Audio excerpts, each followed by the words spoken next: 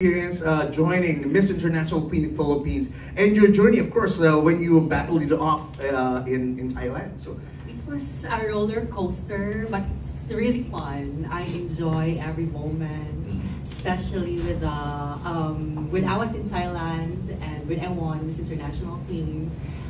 They really care about us, and I'm so happy and grateful for everything that they've done to me. Thank you. well, thank you, and you made history. You were the first one who joined, and yet you won. Yeah. The equally lovely and talented Miss Lars Pacheco. There you go. So, could you tell us something about your experience, both here and abroad, when you joined the pageant?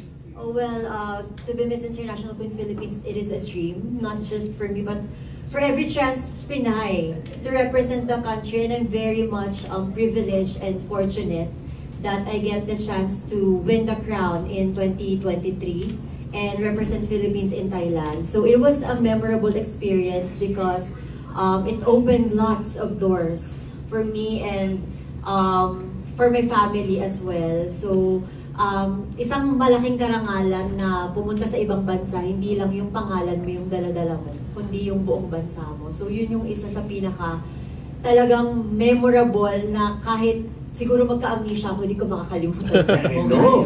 You've given us a well-fought battle, no? So give a hand to Fuchsia and Lars.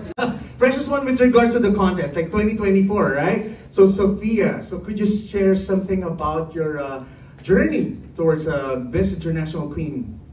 So it's really overwhelming that you get to represent the country, because you're not just representing yourself, but also the organization, and the fact that Queen Fuchsia and Ravenna and Queen Lars Pacheco did very well on their year. So nakaka-pressure po talaga yung masundan mo sila. But I'm really happy that I made sisterhood po sa Miss International Queen journey ko po. And I get to be introduced with a lot of people, with a lot of with their traditions, with their foods.